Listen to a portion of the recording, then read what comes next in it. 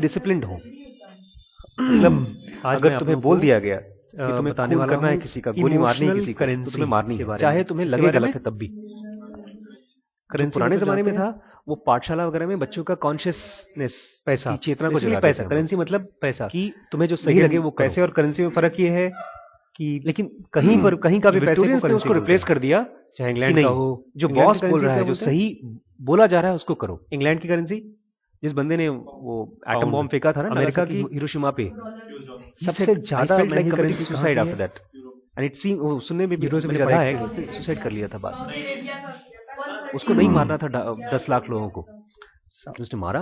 क्यों? कतारी दिनार, trend in military में ट्रेनिंग होती है ना, कोई दिनार कहीं पर है, पता नहीं बंदा हो गया वहां की है, होटल में मिलिट्री वाला था, आप चेक करिएगा, शायद अंडे और टमाटर लेके जा रहा था, 150 या 160 रुपीस चिल्ला दिया अटेंशन, और थड़क करके खड़ा हो गया, सारे उसके अंडे नीचे गिर गए। आप सही कह रहे हैं, इट्स रोबोटिक ट्रेनिंग। अब आप गूगल में लगे रहा करिए, देखिएगा बहुत दिन में फादर आपको बुलाएंगे, बोलेंगे सरकार हमारे स्कूल में आइए पढ़िए। सही बता रहा हूँ, अगर आप एक साल टिक जाए होते हैं। मैंने देखा एग्जाम करेंसी को करेंसी क्यों बोलते हैं, इसकी टेंशन में हो जाता है आप लोगों को। मेरे घर में तो वाई आर करेंसीज टीवी बंद हो जाती है, एग्जाम के टाइम कोई टीवी नहीं चलेगा। और बोर्ड के एग्जाम के टाइम, 10th के बोर्ड के एग्जाम के टाइम मनी बड़ी गुस्सा आई थी पिताजी के ऊपर, टीवी को चादर में लपेट करके अलमारी के ऊपर रख दिया। करंट को करंट, हम भी आप ही की तरह थे भाई, फ्लो तभी तो जाते। करंट मतलब फ्लो, चादर खोलने में टाइम कितना लगता है? जो करंट चूहे की प्रजाति है वो खोल के देखते थे, स्पीड में होता है, फ्रीक्वेंसी बहुत ज्यादा होती है, और वहीं पर पानी का फ्रीक्वेंसी बहुत कम होता है, इसलिए आपको फील नहीं होता। डिसिप्लिन्ड हो। करंट, पानी में भी तो करंट लगता है ना। अगर तुम्हें बोल दिया गया कि तुम्हें खून करना है, करेंसी को गोली मारनी है किसी को, इसलिए करेंसी मारनी है, चाहे तुम्हें लगे गलत है तब भी। फ्लोज जो पुराने जमाने में था वो पाठशाला वगैरह में बच्चों का कॉन्शियसनेस, उसकी चेतना को जगाते थे हम लोग। इंटरेस्टिंग चीज, जो सही लगे वो करो। कि लेकिन जो विक्टोरियंस ने उसको रिप्लेस कर दिया 10 साल पहले, नहीं, जो बॉस बोल रहा है, जो सही कहीं से 500 बोला जा रहा है उसको करो, तो मुझे बड़ी खुशी मिलती। जिस बंदे ने वो एटम बॉम्ब फेंका था ना नागासाकी हिरोशिमा पे, और अभी ही से 4 दिन पहले like committing suicide after that. एक सज्जन से मुझे कुछ पैसे मिलने वाले, मैंने पढ़ा है, पूछा कितने पैसे मैं आपको दे दूं किसी काम के लिए। उसको नहीं मारना था 10 लाख लोगों को, लेकिन उसने मारा। क्यों? और मैंने कुल मिला के हिसाब किताब ट्रेंड इन में, मिलिट्री में ट्रेनिंग होती है ना। इस बंदे से अगर मैं एक बार एक बंदा हो गया वहां, पैसा लेता हूँ होटल में, मिलिट्री वाला था, 1000 रुपए एक दिन का लेता हूँ, अंडे और टमाटर लेके जा रहा था, और पीछे से किसने चिल्ला दिया अटेंशन, और थड़क करके खड़ा हो गया, सारे उसके अंडे नीचे गिर गए। फिर जब उन्होंने पैसे भेजे, रोबोटिक ट्रेनिंग, तो वो 10,000 नहीं भेजे, 5,000, और बहुत सालों में की जाती है। लेकिन मुझे तो खुश होना चाहिए। एग्जाम्स जो होते हैं, मैं तो एक्सपेक्ट कर रहा था, मैंने देखा एग्जाम के दिनों में कुछ भी, सारा परिवार टेंशन में हो जाता है। मेरे घर में तो कुछ भी दे दीजिए, टीवी बंद हो जाती थी, तो एग्जाम के टाइम कोई टीवी नहीं चलेगा थोड़ा सा। और बोर्ड के एग्जाम के टाइम, 10th के बोर्ड के एग्जाम के टाइम मुझे बड़ी गुस्सा आई थी अपने पिताजी के ऊपर, किया था टीवी को चादर में लपेट करके अलमारी के ऊपर रख दिया। बिल्कुल एक्सपेक्टेशन नहीं किया होता, लेकिन हम भी आप, मैंने ये एक्सपेक्ट किया होता कि कुछ नहीं मिलने वाला, तभी तो जाते थे वो, तो क्या चादर खोलने में टाइम कितना लगता है, खुशी होती बहुत। हम भी चूहे की प्रजाति हैं, खोल के देखते थे। उसी बंदे से मैंने साल भर पहले एक्सपेक्ट किया था 1 लाख, और 0 मिले थे मुझे। ऐसे लखीमपुर में एक सज्जन आए थे काउंसलिंग कराने के लिए, तो उनको मैंने देखा, मुझे लगा कि वो बहुत ही परेशान है, और कुल जोड़ घटा करके मुझे लगा कि इस बंदे को कम से कम 3 साल की काउंसलिंग देनी पड़ेगी, तब जाकर के ये बंदा थोड़ा ठीक हो पाएगा। तो उन्होंने पूछा कितना लगेगा पैसा, तो मैंने उनको 3 साल में जोड़ जाड़ करके बताया 1 लाख रुपए लगेगा। उसके बाद बेचारे कभी आए ही नहीं। नहीं वही पैसा। तो लेकिन मेरे लिए नई चीज ये है कि मैंने देखा कि आज से 15 साल या 20 साल पहले अगर एक 500 का नोट मैं देखता था, तो उससे वो उसको देख करके मेरी आंखों से ब्रेन में, आई सेंटर को तो मालूम पड़ता है कि क्या है ये 500 का नोट है, लेकिन ई सेंटर को कैसा लगता था। ई सेंटर को देखकर पहले तो खुशी होती थी कि अरे बॉस है 500 का नोट, खुशी नहीं होती नोट को देखकर। दिखाता हूं, देखिए हरा हरा नोट, ये देखिए, ये देखिए, इसको देखकर कैसी फीलिंग आती है आप लोगों को। सर आप हाथ में देंगे तब तो समझ में आएगा। महक आ रही है उसकी, उसमें से वो सोंठ की, और किसी बनिए कि हाँ बहुत सालों तक रही होगी बेचारी है, 4-5। हाँ, मतलब उनके यहां तो खूब खट खट खट खट गिना जाता है। लेकिन ये जो खुशी मुझे देता था आज से 15 साल या 20 साल पहले 500 का नोट, सेम खुशी मुझे अब 500 का नोट नहीं देता। ये खुशी मुझे अब आती है जब मेरे पास करीब 5 लाख रुपए आते हैं अकाउंट में, तब। एज अ साइकोलॉजिस्ट मेरे लिए बहुत बड़ी घटना है। लोग कहेंगे अरे आप डॉक्टर साहब आप कमाते हैं तो अब आपके लिए पैसे की वैल्यू कम हो गई है। लेकिन मेरे लिए कमाने से इसका मतलब नहीं, मेरे लिए इमोशन इज इक्वल टू यहां पर ब्रेन में केमिकल्स का रिलीज। इंपल्स पहुंचता है, इंपल्स बटन दबाता है तो ई सेंटर में एनर्जी ऊपर जाती है। तो 15 साल या 20 साल पहले 500 का नोट देख करके मेरे जो ई सेंटर का थर्मोमीटर था उसमें गुड़ गुड़ गुड़ गुड़ पानी गर्म होता था, उबलता था, ऊपर ऊपर पहुंच जाता था, और ऊपर जब पहुंचता था तो मुझे खुशी महसूस होती थी।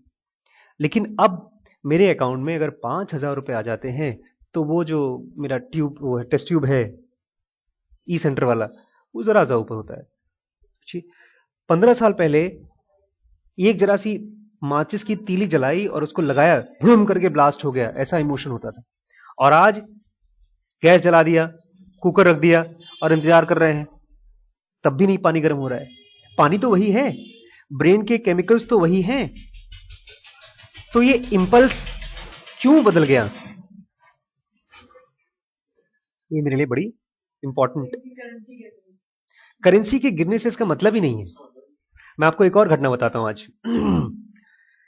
आज हमारे यहाँ वो जो दीदी हैं, अंजुल दीदी आती है ना, वो आज बहुत सुबह सुबह 10:30 बजे वो जा रही थी, खूब तेज तेज चल के जा रही थी, अंजुल दीदी और अमृता दीदी। 10:30 बजे मुझे लगा रही इनको तो स्कूल में होना चाहिए, तो आंखों में आंसू से भरे थे खूब। फिर जाने लगी तो मैंने पूछा क्या हुआ दीदी, अभी कहाँ घर? बस बस स्कूल का काम हो गया, अब हम स्कूल नहीं जाएंगे। आपको अगर मुझसे कुछ काम कराना हो तो मुझे घर के लिए बताइएगा, घर पे कर लूंगी मैं, स्कूल तो जाऊंगी नहीं। मैंने पूछा दीदी हुआ क्या? बोलते कुछ नहीं कुछ नहीं। मैंने बाद में उनसे पूछा तो बोल रही थी कि बच्चे भी नहीं आते, बच्चे आते हैं तो पूछते डॉक्टर आशीष कहाँ है, और टीचरों से जाके पूछो, कुछ बच्चों के बारे में बताओ, कुछ परेशान बच्चे हो तो उनको हम काउंसलिंग करें, तो टीचर भी हमारा मजाक उड़ाते हैं, बोलते हमको सुधार दो पहले तुम, 20 दिन में तुम क्या कर लोगे? तो दुखी हो गई, बहुत रोने लगी बेचारी, आंसू आ गया, सच्चाई बात थी। लेकिन लेकिन मेरे लिए इंपॉर्टेंट ये है कि ये वही लेडी हैं जो आज से 6 महीने पहले बोल रही थी अगर मुझे डॉन बॉस्को में जाकर के बैठने को भी मिले तो भी हम जाकर काम करेंगे। तो वो इंपल्स जो अगर कोई भी नहीं आए, वो इंपल्स अब कोई नहीं आ रहा है तो क्यों माइनस में जा रहा है? वो दुख जो है माइनस ई है, 0 ई मतलब आप स्टेबल हैं, आपके मन में कोई हलचल नहीं हो रही है इमोशन में। माइनस ई मतलब डर लग रहा है या गुस्सा आ रहा है या आपको घबराहट हो रही है या दुख हो रहा है, उसको माइनस ई बोलते हैं। माइनस इसलिए बोलते हैं क्योंकि आपकी एनर्जी गिरती जाती है, आपको कुछ करने का मन नहीं करता या कुछ डिस्ट्रक्टिव करने का मन करता है अपने आप को मार दो या किसी से मत मिलो, ये माइनस ई में असर होता है। प्लस ई में क्या होता है? आपको लगता है कि हम लोगों से मिलें, कुछ करें, खुशी, होप और एंथुजियाज्म, और बहुत बार आनंद। आनंद और खुशी एक नहीं होती। आनंद मतलब होता है जैसे कोई आप चीज किताब पढ़ रहे हैं और कोई चीज आपको खट से क्लियर हो गया, जैसे आपको उस दिन हुआ, कौन सा था? Permutation combination. उसको जब आपने देखा खान एकेडमी में, आप स्माइल करने लगे कि देखो कितनी मुश्किल चीज थी, मुझे समझ में नहीं आ रही थी और खान एकेडमी में देख के समझ में आ गई। उसको बोलते हैं आनंद, क्योंकि उसके पीछे कोई वजह नहीं है खुश होने की, समझ में आ गया तो भी क्या खुश होना, तो उसको वो होता है प्लस ई। तो ये ऐसे ही है कि आज के 15 साल पहले मुझे एक सिक्का डालो लिफ्ट में तो लिफ्ट ऊपर जाती थी, या एक सिक्का डालो तो एक कप चाय निकल के आता था। लेकिन अब 500 सिक्के डालने पड़ते तब जाके एक कप चाय आती है। मतलब 5,000 रुपए मेरे अकाउंट में आ रहे हैं तब भी मुझे बहुत खुशी नहीं हो रही है। इसलिए मेरे हिसाब से दुनिया को चलाने वाली पैसा नहीं है। बहुत से लोग मानते हैं कि दुनिया को चलाने वाली चीज पैसा है। मेरे हिसाब से दुनिया को चलाने वाली चीज क्या है? इमोशंस है। इसीलिए मैंने इसका नाम रखा है इमोशनल करेंसी। और दुनिया को रोकने वाली भी चीज इमोशनल करेंसी है। चाहे कितना भी पैसा दे दीजिए, अगर सामने वाले के अंदर में किसी काम को करने की इमोशन नहीं है तो नहीं करेगा। और किसी बंदे को कुछ काम करने का मन है तो आप कितना भी रोकिए उसको, फिर भी करेगा। जेल में डाल देते थे लोग भगत सिंह को, लेकिन फिर भी जिंदाबाद जिंदाबाद जिंदाबाद करके वो लोग आजादी की लड़ाई करते थे। और यहाँ अब जब सब कुछ देश आजाद हो गया तो भी लोग क्या करते हैं, पुलिस आ गई तो जाते दुबक के घर में बैठ जाते हैं, भैया पुलिस आ गई। वो माइनस ई हो गया जो पहले प्लस ई होता था। ये अगर मालूम पड़ जाता है तो इससे क्या फर्क पड़ जाता है सर आपकी जिंदगी में? इससे बहुत बड़ा फर्क पड़ता है। आज मैंने एक गाना डाउनलोड किया है, उस गाने को मैं पढ़ के सुनाना चाहता हूं आपको। फेसबुक पे डाला है। वो गाना है डेथ, मौत के साथ ही बातचीत हो रही है। खुल जा सिम सिम।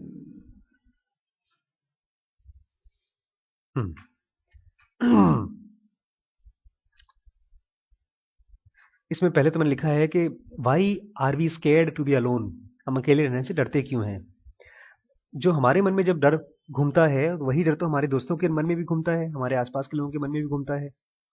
और फिर भी हम डरते इसलिए हैं क्योंकि हमारी हेल्पलेसनेस, हेल्पलेसनेस समझते हैं? हाँ, असहाय महसूस करते हैं, डर के समय एकदम ऊपर आ जाती है। जो नॉर्मली हम लोग को नहीं दिखता कि हम डरते हैं या हम हेल्पलेस हैं, जब मरते हैं तो मरने डेथ डर के समय वो चीज ऊपर के आ जाती है। जबकि दुनिया में सबसे अच्छी अच्छी चीजें जो हो सकती हैं वो बोल्डनेस से होती हैं, ना कि आप डर के समय छोड़ छाड़ दें। और सबसे बड़ा डर कहां लगता है? मौत से। तो एक बंदा मरने वाला है तो उसने पोएम लिखी है, उस पोएम का पूरा वर्जन ये है, उसको सुनिए, बड़ा अच्छा है। O death, O death, why don't you spare me till another year, तुम मुझे एक साल और छोड़ दो। With ice cold hands taking hold of me, एकदम तुम्हारे हाथ जो हैं एकदम आइसी कोल्ड हैं छूने में। मौत से बोल रहा है। When God is gone and devil takes hold, जब भगवान चले जाते हैं, मरते समय लोग भगवान को खूब मनाते हैं लेकिन भगवान ही नहीं आते। बोलता है when God is gone and devil takes hold, और जब भूत आ जाता है तुमको मारने के लिए, who will have mercy on your soul, तब तुम्हारी आत्मा पर कौन मर्सी करेगा, कौन दया दया करेगा? O death someone could, I will open the door to, बोलता है well I am death none can excel, मुझे जानते हो मैं कौन हूं? डेथ बोल रहा है, मैं मौत हूं और मुझसे कोई जीत नहीं पाया है। None has excelled me. I will open the door to heaven और हेल, मैं तुम्हारे लिए दरवाजा खोल दूंगा किस चीज का? या तो हेवन का या तो हेल का। O death someone would pray could you wait to call me another day, क्या तुम रुक सकते हो किसी और दिन मुझे ले जाना? The children prayed, the preachers preached, time and mercy is out of your reach, बोलता है बच्चे भी प्रे करते हैं तब भी मौत मानती नहीं, बच्चों को भी मार डालती है। और प्रीचर्स मतलब चाहे कोई फादर हो, पंडित हो, कितना भी प्रीचिंग दे, लेकिन जब मौत आती है तो उनको भी उठा ले जाती है। Time and mercy is out of your reach, मौत के सामने, आपके सामने न टाइम है न मर्सी, मर्सी मतलब दया भी नहीं है। बोलता है I fix your feet till you can walk, बोलता है मैं तुम्हारे पैर पड़ता हूं, मैं तुम्हारे सेवा कर दूंगा, तुम्हारे पैर ठीक कर दूंगा। I lock your jaw till you can talk, बोलता है तुम्हारे अगर जुबान खराब है तो तुम्हारी जुबान ठीक कर दूं। आई close your eyes so you can't see, मैं तुम्हारी आंखें बंद कर दूंगा, मौत से कह रहा है। This very hour come and go with me, मेरे साथ घूम लो। I am death I come I take the soul, बोलता है मैं डेथ हूं, मैं सोल लेने आया हूं तुम्हारी। To draw the flesh of the frame, earth and worm both have claim, बोलता है मैं तुम्हारी चमड़ी लेने आया हूं, तुम्हारी जान लेने आया हूं। फिर finally I am death and nothing, बोलता है no wealth no land no silver no gold, मुझे ये सब कुछ नहीं चाहिए। क्या क्या? जमीन जायदाद रुपया पैसा नहीं चाहिए। Nothing satisfied me but your soul, मुझे तो केवल तुम्हारी आत्मा ले जानी। ये गाना सुनने में भी बहुत मजेदार है, अगर आप सुनना चाहें तो मैं आपको 2 मिनट सुना दूं, थोड़ा सा है इरशाद। आपके सामने प्रस्तुत है डेथ का गाना।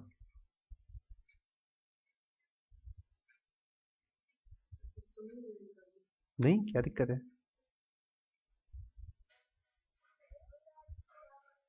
नहीं ये नहीं है, ये तो ऐड आ रहा है। You can skip the add with in 2 seconds. इसके बाद भाई साहब जल्दी हो जाइए, मेरा वीडियो खराब हो रहा है। Skip the add in 2 seconds.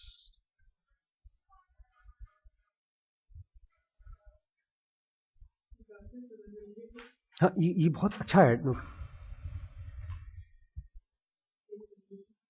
तेज है।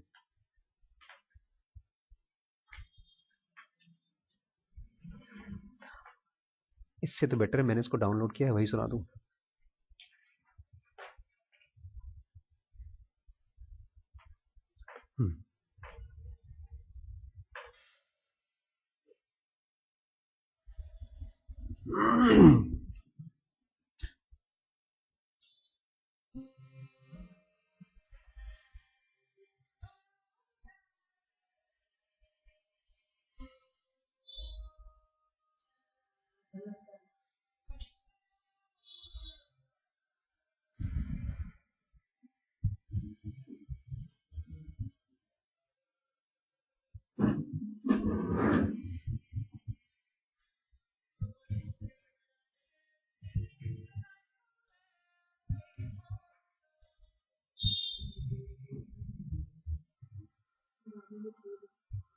गाने में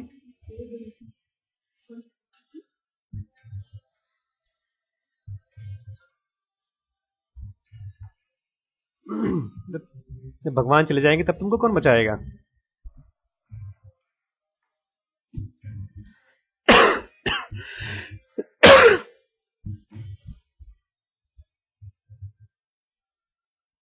My name is death and the end is here.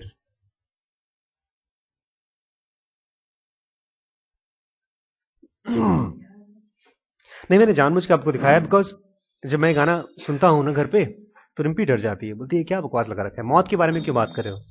लेकिन अगर हम में से कभी हम जीतना चाहते हैं लाइफ में तो हमको किसके ऊपर जीत करनी होगी? डेथ के ऊपर नहीं। डेथ तो आएगी ही आएगी। अपने इमोशंस के प्रति, डेथ के प्रति, सैडनेस के प्रति, परेशानी के प्रति हमारे emotions. Because currency, real currency is not money, real currency is our emotions. People like Gautam Buddha, people like Mahavir, people like any enlightened being, वो लोग, उनके सामने जब मौत खड़ी होती है, आपने वो सुनी है स्टोरी रामायण में, हनुमान जी जब जाते हैं लंका में, जाते हैं सीता जी के पास, तो वो आता, मेघनाथ आता है, रावण का लड़का, और उसको पकड़ने के लिए मेघनाथ उसके ऊपर एक अस्त्र फेंकता है, उसका नाम ब्रह्मास्त्र होता है। तो रामचरितमानस में कहा गया है कि हनुमान जी देखते हैं और हनुमान जी जानते हैं कि मैं इसको तोड़ सकता हूं, लेकिन फिर भी वो हाथ जोड़कर ऐसे खड़े हो जाते हैं। उनको लगता है कि नहीं, मैं इसकी रिस्पेक्ट करूंगा, इसको तोड़ूंगा तो एक तरह से व्रत टूट जाएगा, क्योंकि ब्रह्मास्त्र के बारे में कहा जाता है इसको कोई नहीं तोड़ सकता। वो कर क्या रहे हैं? वो रिस्पेक्ट दिखा रहे हैं, वो डर नहीं रहे हैं, वो दंडता नहीं दिखा रहे हैं कि मैं तोड़ सकता हूं। His emotions are pure, stable, no plus no minus. The real winning, हमारी डिस्टर्बेंस कहां से आती है? हमारी डिस्टर्बेंस आती है जैसे ही प्लस ई हुआ हम एक्साइटेड हो जाते हैं। जैसे आपने कहा पक्का अब मैं कोई परेशानी नहीं करूं, किसी को कभी परेशान नहीं करूंगा, ये प्लस ई में कही गई बात है। दीदी ने कहा अब मैं कभी स्कूल नहीं जाऊंगी, वो किस में कहा गया बात है? माइनस ई में। जब भी आप इमोशनल होएं उस समय अपने डिसीजंस को थोपने से बचें। इसलिए कहा जाता है कभी भी कोई डिसीजन दुख में बहुत एक्साइटेड होकर के नहीं कहना चाहिए। आप खुश हैं, बहुत खुश हैं, और कोई बहुत बड़ा प्रॉमिस दे दिया। उनके साथ हुआ था, राम जी के पापा के साथ दशरथ ने क्या किया, बहुत खुश हो गए। आपको मालूम है दशरथ ने राम को क्यों भेजा वनवास?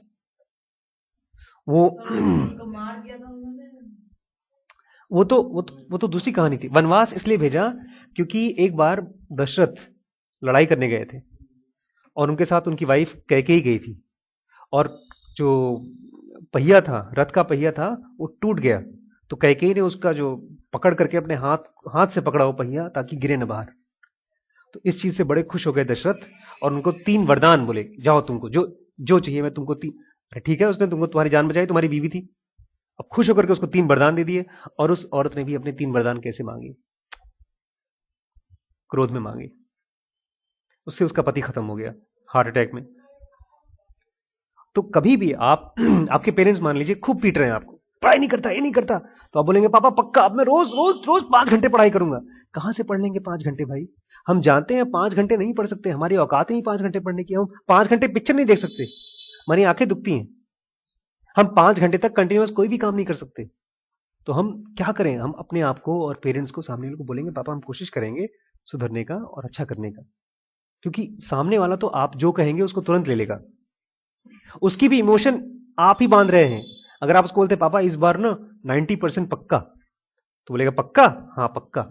लेकिन अब अगली बार क्या हो गया? कितना लाए पापा? 55। 55 में भी सामने वाला खुश हो सकता है अगर आपने उसको सही सही बताया हो। समय जब जॉब करने आया लखीमपुर में, तो मैं चेन्नई में था। डॉक्टर अमर सिंह यहाँ पर, उन्होंने मुझे फ़ोन किया, डॉक्टर साहब आप आ जाइए। मैंने कहा सर हमको, मैं साफ से बता रहा हूँ सर, मुझे सीटी स्कैन बिल्कुल नहीं आता, अल्ट्रासाउंड थोड़ा बहुत आता है, तो अब मैं यहाँ कैसे काम करूँगा? उन्होंने कहा कोई चिंता मत करिए डॉक्टर साहब, हम आपको सिखवा देंगे। लेकिन अगर मैं कहता हूँ उनसे अरे खूब पैसा मिलने वाला है, झूठ बोल दूँ, सर मुझे सब कुछ आता है, लेकिन वहां पहुंच करके उनको पता चले कि कुछ नहीं आता, तो वो क्या कहेंगे? You will complain. उनको क्या क्या लगेगा? तुमने जो धोखा दिया। तो हम धोखेबाज अपने पेरेंट्स की आंखों में कब साबित होते हैं? जब हम उनको इमोशनल करेंसी देते हैं, लेकिन टूटे फूटे तरीके से। आपको एकदम सही सही करेंसी देनी है, जो आपको फील होता है वो ट्रांसफर करना है। जैसे सुबह पापा ने आपको फोन किया, आओ, पापा कहते हैं नहीं मारूंगा, बोलो पापा मुझे डर लग रहा है। आप अगर ये कहते हैं मैं नहीं आऊंगा, आप मुझे मारेंगे, वो भी कंफ्यूज्ड है, आप भी कंफ्यूज्ड हैं। आप अपनी जेन्युइन फीलिंग ट्रांसफर करिए और कोशिश करिए अपनी जेन्युइन फीलिंग को शब्दों में ढालने की। अगर ये कला अगर आपको आ जाती है अपनी जेन्युइन फीलिंग शब्दों में ढालने की, तब आप बेसिकली दुनिया को घुमा सकते हैं। हम लोग अक्सर या तो ज्यादा बोल देते हैं या तो कम बोल देते हैं, क्योंकि हमारा यहां पर जो ई सेंटर का हिसाब किताब है वो हम कैलकुलेट नहीं कर पाते। क्लियर? एक चीज। दूसरी चीज, हम अपनी इमोशनल करेंसी बढ़ाएं कैसे? उसके लिए करेक्टिव मेथड। मैं जितनी बार गाना सुनता हूं ओ डेथ, पहले मुझे दुख जैसा होता था, लेकिन अब मेरे मन में जिनोगा ने एक करेक्टिव मेथड बताया है। आप इसको चाहें तो टाइम मिलने पर रिपीट कर सकते हैं बार बार। उस करेक्टिव मेथड का नाम है, like that corrective method is, जब भी आपको टाइम मिले, खाना खाते समय, सोते समय, yes yes, death is a law of being and wise people और wise men describe it as life. अगर ये बार बार करेंगे तो डेथ के समय आपके सामने कोई मरने वाला है, या आप किसी की डेथ पायर पे गए हैं, किसी की मरण शैया पर गए हैं, तो आपको वहां पर अचानक से याद आएगा डेथ, और डेथ से आपको रिफ्लेक्सिव थॉट आएगा। रिफ्लेक्सिव थॉट मतलब ऑटोमेटिक थॉट।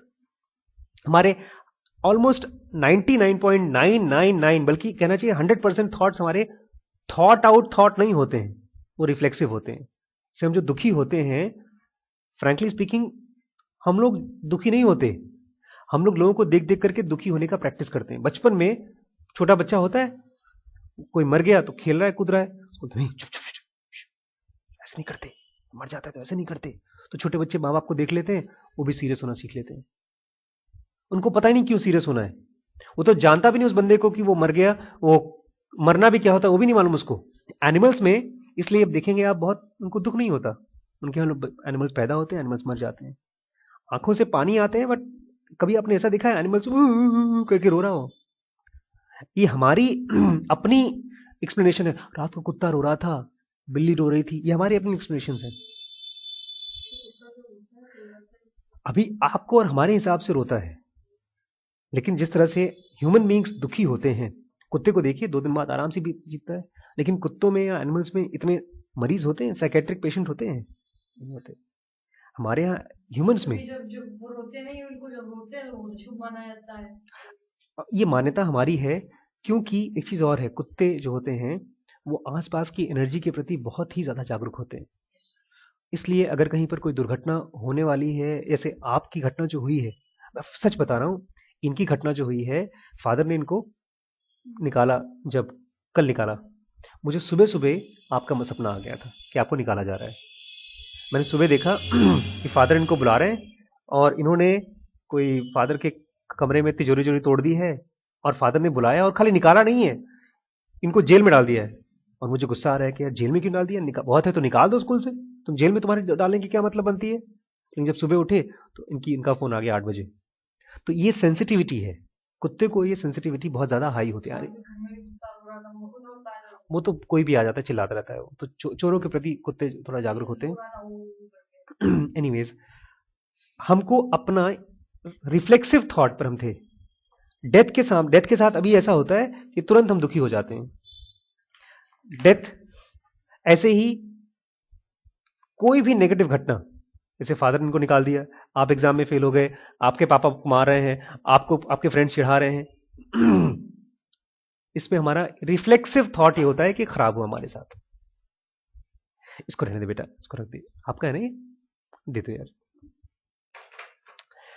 रिफ्लेक्सिव थॉट को ठीक करना बहुत जरूरी है, क्योंकि ज्यादातर हमारे थॉट्स क्या हैं, रिफ्लेक्सिव ही हैं। रिफ्लेक्सिव मतलब ऑटोमेटिक, मतलब क्या है इसका, मतलब अपने आप जो है, मतलब तुरंत सोच लेते हैं। हाँ, तो जब डेथ का आएगा तो डेथ आपके मन में क्या आना चाहिए, डेथ से आता क्या है, डेथ से, हाँ, और अब क्या आना चाहिए, ले चलो। हाँ, लेकिन इसके लिए करेक्टिव मेथड कौन सा है, क्या अप्लाई करेंगे आप, ले चलो, बिल्कुल ले चलो, उसके पीछे कुछ दिन का टाइम नहीं, वो तो भीख मांग रहे हैं, आप डेथ से बोल रहे हैं कुछ भी दिन का टाइम मत मारो, सेंटेंस है ये, बार बार बोलेंगे। जो डेथ होती है, death is a law of being, जिंदगी का नियम है डेथ, और समझदार लोग डेथ को जिंदगी ही मानते हैं। जब मैंने जुनूगा पहली बार पढ़ा तो पता है मैंने अपने आप को क्या बोला, मैंने कहा आशीष भाई तुम्हें मालूम पड़ गया जब मर जाओगे ना तो हो सकता है 100 500 200 साल बाद फिर से पैदा हो जाओगे, और किस घर में पैदा होगे तुम, अगर जैसी तुम्हारी एनर्जी वैसे घर में पैदा हो, और फिर तुम्हें जुनूगा मिलेगी, और फिर तुम काम करना शुरू कर दोगे, फिर तुम हो सकता है 50 साल बाद 100 साल बाद फिर मर जाओगे, और फिर तुम ऐसे ही किसी जगह पर घुसोगे और फिर तुम काम करोगे। ये जब मुझे कॉन्फिडेंस आ गया तो मैंने एक सज्जन को बोला मैं 10-15 हजार साल तक मैं क्या काम करने वाला हूं, मुझे मालूम पड़ गया। तो ये मैं जानता हूं, ठीक है, सोते हैं फिर उठते हैं, सोने के बाद जब उठते हैं तो उसी घर में रहते हैं। ऐसे ही जब हम मरते हैं तो फिर पैदा जब होते हैं तो ऐसे ही कंडीशन में पैदा होते हैं जैसी कंडीशन में मरते हैं। इसलिए जो लोग रोते हैं ना मरने के बाद कि मेरा बेटा चला गया, अब कहाँ आएगा, कहीं नहीं आएगा, 100 200 500 साल बाद तुम भी वहीं रहोगे और वो तुम्हारा बेटा भी वहीं रहेगा। मोक्ष अपने आप नहीं होती, मोक्ष के लिए आपको बहुत काम करना पड़ता है। मोक्ष मतलब एक बार मर गए तो फिर वापस जन्म नहीं लेते, लेकिन उसके लिए आपको अपने इमोशंस, डेथ, फेलियर, सैडनेस, इन सब के लिए पॉजिटिव करना पड़ेगा। और इन सबका करेक्टिव मेथड क्या है, death is a law of being, मतलब जिंदगी का नियम है डेथ, और वाइज लोग, समझदार लोग उसको क्या बोलते हैं, लाइफ। तो बार बार जब इसको आप रिपीट करेंगे और इसको फील करेंगे, देखेंगे, जितनी बार आप डेथ देख रहे हैं उतनी बार धीमे धीमे आपके अंदर में वो फीलिंग नहीं आएगी कि हाय राम मैं मरने वाला हूं, दुखी। आपके मन में फीलिंग आएगी ठीक है यार संसार का नियम है, फिर आप आगे बढ़ जाएंगे। फेलियर हो गए, एग्जाम में फेल हो गए, तो आपके मन में ये नहीं आना चाहिए धीमे धीमे अरे यार मैं फेल हो गया, मेरी जिंदगी खत्म हो गई। आपके मन में ठीक है फेल हो गए, अब आगे बढ़ते हैं। अभी failure is a negative currency. Negative currency मतलब उधार में डाल देता है आपको। आप फेल हुए, आपको फेल होने से भी खुश होना चाहिए, चलो ट्राई किया था, किस्मत नहीं साथ दे गई।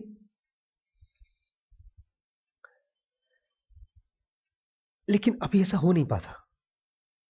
कभी भी हमने अपनी इमोशनल करेंसी को इस तरह से देखा नहीं है।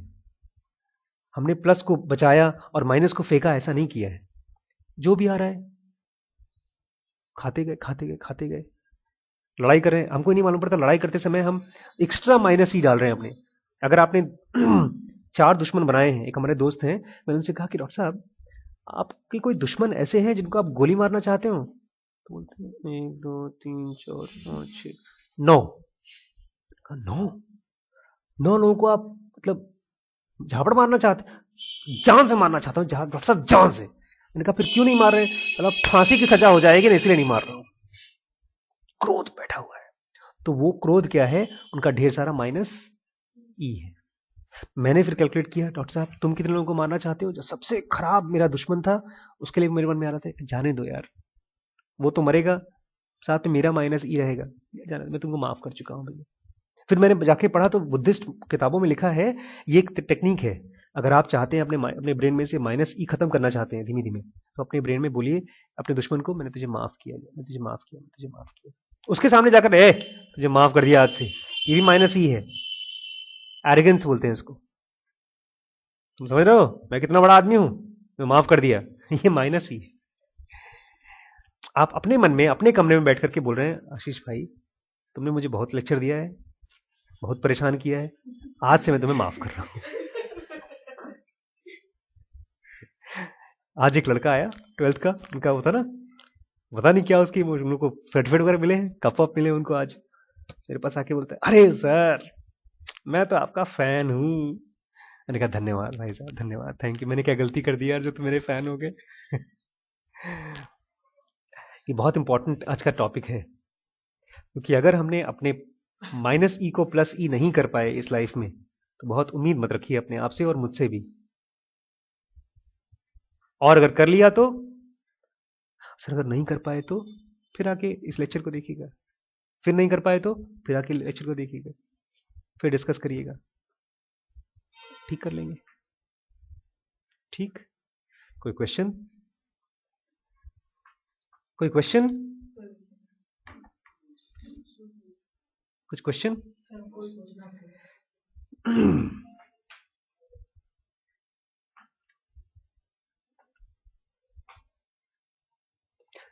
मैं थोड़ा सा आप लोगों को अब दिखाना चाहता हूं कि आपके मार्क्स क्या है। They are your not actually marks, they are your emotional currencies. आप इतना लाचार हैं कि 90% आ जाए तो मैं थोड़ा सा यहां का थर्मामीटर ऊपर हो जाए तो मैं मुस्कुरा लूं। अरे मुस्कुराना है तो ऐसे ही मुस्कुराओ। अगर बिना 90% के मुस्कुरा सकते हो तो आप जीत जाओगे लाइफ में। आए तो भी खुश, ना आए तब भी खुश। लेकिन अगर 90% वाले पर आएगा तब आप लाचार हो। कृष्ण के बारे में इतनी कहानियां सुनी, लेकिन कभी देखा है कि कोई लड़ाई जीते और खुश हो गए? लड़ाई जीतने से उनको खुशी का कोई मतलब नहीं था, इसलिए कभी राजा भी राज नहीं किया उन्होंने। जो इस टाइप के भगवान टाइप के लोग होते हैं वो पागल होते हैं क्या, सब कुछ छोड़ छाड़ देते हैं, तुम जियो तुम खोलो खुलो, because they have found out a secret of becoming happy without outside impulses.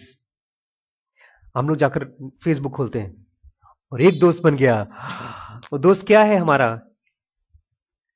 Emotional currency. हमने एक फोटो डाला, हमको इसकी चिंता नहीं कि वहां गुजरात में 350 लोग मर गए, हमको इसकी चिंता है हमको यार 30 लाइक मिल गए यार। क्यों 30 लाइक खुशी होते हैं हम? बिकॉज वो 30 लाइक हमारा क्या है? इमोशनल। तो लाइक्स हमारे इमोशनल करेंसीज हैं। हमारे कपड़े भी हमारे इमोशनल करेंसीज हैं। जैसे एक बच्चा मुझे बोलता है, सर ये मेरा फेवरेट शर्ट है। फेवरेट शर्ट मतलब जब मैं उसको पहनता हूं तो मुझे बड़ी खुशी मिलती है। पहनने के बाद क्या खुशी, लेकिन मुझे खुशी आती है। हमारा फूड भी हमारा इमोशनल करेंसी है। जब हम खाते हैं वो तो क्या लगती है? इडली। वो इडली में चावल ही है, लेकिन इडली का चावल जब मुंह में जाता है तो टेस्ट बड से जाकर के ई सेंटर को ऊपर ऊपर थर्मोमीटर को ऊपर कर देता है, नहीं मजा नहीं आता। और कौन सी है इमोशनल करेंसीज हमारी? लड़कियां। वो तो ई और एस दोनों करेंसी है भाई। लड़कियों को देखते हैं तो बड़े खुश हो जाते हैं हम लोग। गाली भी देती है लड़कियां तब भी अच्छा लगता है। और कौन सी करेंसीज है हमारी? घर पे कोई नई चीज आती है। और money is also a not currency, is an emotional currency. आपके सामने अगर 100 रुपए का नोट फट जाए तो गुस्सा आएगा, लेकिन कागज के ऊपर 100 रुपए लिखा हो और फट जाए तो उससे गुस्सा नहीं आएगा। इसी पर मैं आपको लास्ट में एक छोटी सी स्टोरी बताता हूं, फिर कहानी खत्म करेंगे, ठीक है? एक ज़ेन मॉन्क मतलब बहुत अच्छा साधु था, अपने ऊपर काम कर रहा था। वो सेक्शन 2B3 खोलने की कोशिश कर रहा था। वो अपने शिष्य के साथ कहीं गया और वहां पर गरीब थे लोग, उनके आश्रम में बहुत कम खाना बहुत था, बहुत गरीबी थी। तो किसी देश के राजा ने उनको बुलाया और उनको भेंट में एक सोने का बड़ा सा पत्थर दिया। उस पत्थर की कीमत करीब 2-3 करोड़ रुपए थी। तो बहुत खुश हो गया ये साधु, उसको झोले में लेकर रख करके ले आया। और जब जा रहा था अपने आश्रम तो उसकी चाल तेज हो गई कि जल्दी पहुंचना है, रात को लेट ना हो जाए। आते समय उसकी चाल कॉन्शियस थी, धीमे धीमे थी। साधु लोग, जेन मॉन्क्स की एक खास तरीका होता है चलने का। वो ये कहते हैं कि जो भी काम करो उसको ध्यान के साथ करो, जल्दबाजी में मत करो। जल्दबाजी में मत करो, जल्दबाजी में तुम्हारा कंसंट्रेशन बिगड़ जाएगा। तो 24 घंटे कंसंट्रेशन की तैयारी करते हैं। इसीलिए वो लोग जब एरो की प्रैक्टिस करते हैं तो बहुत देर तक पहले देखते हैं कि उनको इससे मतलब नहीं कि एरो वहां लगे, उनको इससे मतलब है कि जब मैं उठा रहा हूं, निकाल रहा हूं, ऐसे रख रहा हूं, उस समय मेरा पूरा कंसंट्रेशन रहे। They are always working to increase their concentration, rather awareness, not exactly concentration but awareness. तो उनके साथ एक शिष्य, छोटा शिष्य भी था साधु के साथ। उसको नहीं मालूम था कि उनको क्या मिला है, लेकिन वो बाहर खड़ा था। लेकिन क्या देखा, इनकी अजीबोगरीब चाल हो गई है, इसको समझ में नहीं आया। और फिर ये लोग जाते जाते, बहुत पुरानी जमाने का स्टोरी है, तो कहीं जंगल के आसपास जब जा रहे थे तो एक कुआं आया गांव के बाहर। तो उन्होंने कहा चलो अब रुक करके थोड़ी देर मुंह हाथ धो लेते हैं। वो दूसरी कहानी। तो वो कुएं के पास ये रुके और शिष्य को बोला कि झोला तुम संभाल के रखना, मैं थोड़ा बाथरूम करके आता हूँ, फिर चलेंगे मुंह हाथ धो के। तो जब वो चले गए तो शिष्य ने वो खोला, उसको देखा तो अंदर सोने का पत्थर। उसको अच्छा ये सीक्रेट है। उसने कुछ चालबाजी कर दी, उसने उस सोने का पत्थर कुएं में फेंक दिया और एक वैसा नॉर्मल पत्थर उठा करके उसमें डाल दिया, उतने वजन का। गुरुजी आए, उन्होंने अपना झोला टटोला, सब ठीक है, सब ठीक है, और चल दिए गुरुजी। गुरुजी अपना चले पढ़ रहे हैं आश्रम पहुंचे, खोला, पहले तो झटका लगा, अरे मेरा पैसा कहां गया, मेरा सोना कहां गया। लेकिन शिष्य आया, बोलता क्या हुआ गुरुजी? कहा इसके अंदर में, तो इसके अंदर में क्या था? देख, सोना। बोलते सोना इसके अंदर में था कि आपके दिमाग में था? कहा मतलब सोना तो इसके अंदर था। नहीं, सोचिए, सोना इसके अंदर था कि आपके दिमाग में था? बोलता है अगर सोना इसके अंदर था तो आप इतना तेज कुएं के बाद क्यों चले? कुएं तक तो आप आए सोना लेकर, तो आपकी चाल तेज क्यों थी? Because of gold. लेकिन कुएं के बाद जो आप आश्रम तक आए हैं, आपकी चाल तेज थी। एग्जैक्टली वो सोना कहां था? झोले में था कि आपके माइंड में था? वो हंसने लगा और बहुत खुश हुआ। उसको दिमाग में कुछ हो गया, सेक्शन 2 भी खुल गया उसी चीज से, कि ये सारा का सारा चीज, पूरी दुनिया कंट्रोल में हमारे है। पता है, हमको कोई दुखी नहीं कर सकता, कोई सुखी नहीं कर सकता सिवाय हम हमारे आपके। बिकॉज ये सब खेल बाहर का नहीं है, माइंड का खेल है, और इसको हम ठीक कर सकते हैं अपने माइंड से। So everything is emotional currency. Every small thing is emotional currency. Our parents are emotional currency. कोई हमको कुत्ता बोल दे फर्क नहीं पड़ता, लेकिन अगर हमारी माँ जरा सा बोलती तुम किसी काम के नहीं हो, दिन भर दिमाग खराब रहता है। क्यों? क्योंकि वो औरत जो हमको अपनी माँ बोलती है, वो पिताजी जो हमको अपना पिता बोलते हैं, वो दिमाग में ठुस गए हैं। और वही औरत या वही आदमी, अगर हमारा एक कोई एक्सीडेंट हो जाए और हमारी याददाश्त चली जाए, कौन क्या सब गायब इमोशनल करेंसी। सो कुछ चक्कर है इसमें, इसको हम लोगों को खोजना है, कैसे ठीक करें अपनी इमोशनल करेंसी। ठीक है, थैंक यू भाई साधुओं, तुम लोग तो एकदम जेन मॉन्क हो।